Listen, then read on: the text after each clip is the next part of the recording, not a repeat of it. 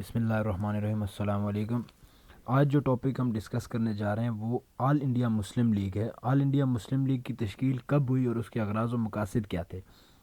جیسا کہ 1905 میں آپ کو پتہ ہے کہ تقسیم بنگال ہوا، تو تقسیم بنگال کے بعد جب ہندوؤں نے احتجاج کرنا شروع کر دیا، اور اس سے پہلے جو شملہ وفد ہوا، یعنی 1 اکتوبر 1906 کو شملہ ڈپوٹیشن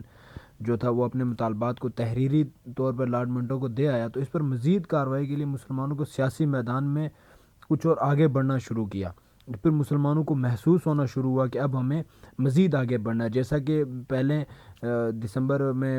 جو محمدن ایجوکیشنل کانفرنس کا اجلاس ہوا جب دسمبر 1906 میں، تو اس میں فیصلہ کیا گیا کہ ہم نے اب ایک نئی سیاسی جماعت تشکیل دینی ہے۔ تو اس سلسلے میں 30 دسمبر 1906 کو اس جو محمدن ایجوکیشنل کانفرنس تھی، اس کا ایک اجلاس جو ہے نواب وقار الملک کی صدارت میں منعقد ہوا، جس میں فیصلہ کیا گیا کہ ہندوستان کے مسلمانوں کی ایک علیحدہ سیاسی جماعت ہوگی جس کا نام آل انڈیا مسلم لیگ ہوگا۔ اس اجلاس میں صدارتی خطبہ پڑھتے ہوئے نواب وقار الملک نے جو فرمایا اس کا کچھ حصہ میں آپ کو پڑھ کے بتا دیتا ہوں، جس میں انہوں نے کہا کہ جس مقصد کے لیے اجلاس طلب کیا گیا ہے، اس کی ضرورت دراصل 30 دسمبر 1906 کو ہی محسوس نہیں کی گئی، بلکہ اس مقصد کا احساس تو دسمبر 1885 جب یعنی کہ جب کانگریس بنی تھی ہی کو ہو گیا تھا، جبکہ انڈین نیشنل کانگریس وجود میں آئی تھی۔ مسلمان اگر واضح طور پر کسی قسم کی چپکلش سے بچا رہا ہے تو وہ محض سر سید احمد خان کی ہدایات کی تکمیل کے پیش نظر تھا۔ اگر ان جیسا سنجیدہ رہنما مسلمانوں کو اس دور میں نہ ملتا تو شاید مسلمانوں کو ہندوستان میں کوئی بھی مقام نہ ملتا۔ اب چونکہ حالات اس نوعیت کے ہو گئے ہیں کہ مسلمانوں کو نہ صرف اپنے مطالبات منوانے کے لیے اجتماعی کوششیں کرنی چاہیے، بلکہ اپنے سیاسی حقوق کے تحفظ کے لیے بھی کوئی دقیقہ فرد گزارش نہیں کرنی چاہیے۔ تو یہ ان کی کچھ حصہ تھا۔ پھر اس کے بعد نواب وقار الملک کی تقریر کے بعد نواب سلیم اللہ خان آف ڈھاکہ نے باقاعدہ ایک ریزولوشن پیش کیا جس کے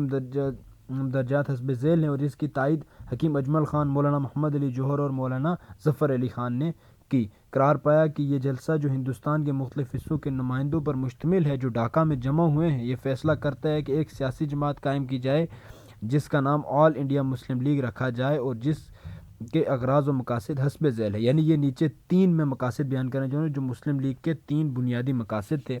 اس میں سب سے پہلا یہ تھا کہ ہندوستان کے مسلمانوں میں حکومت برطانیہ کی طرف سے وفاداری کے جذبات کو ترقی دینا، اور کسی قسم کی آئندہ تدبیر کی نسبت حکومت کے ارادوں کے متعلق اگر کوئی بدگمانی ہو تو اس کو رفع کرنا۔ اس کے علاوہ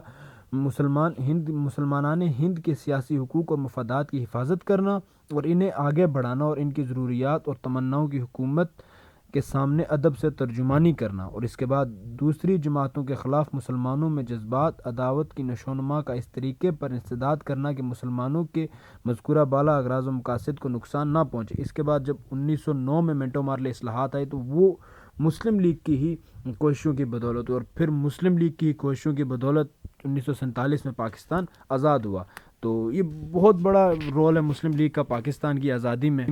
مسلم لیگ کا بہت بڑا رول پاکستان کی آزادی میں۔ اس کے علاوہ مسلم لیگ کی اور بہت ساری جدوجہد ہے، جس میں قرارداد پاکستان آ جاتی ہے۔ اس سے پہلے اس کے بعد میں جو 45 اور 46 کے الیکشن ہوتے ہیں، پھر اس سے پہلے جب کانگریسی وزارتیں قائم ہوئی تب مسلم لیگ کا رول، مسلم لیگ کے پلیٹ فارم سے جب علامہ اقبال کو مسلم لیگ کی صدارت ملی تو خطبہ الہ آباد میں انہوں نے پاکستان کا تصور دیا۔ اس کے علاوہ اور بہت سارے رول ہے جو ایک بہت بڑا ٹاپک ہے، تو یہاں پہ میں شارٹ میں بیان کرتا ہوں، اور انشاءاللہ العزیز بہت جلد ہم ان ٹاپکس پہ ڈیٹیل میں بھی ویڈیوز بنایا کریں گے۔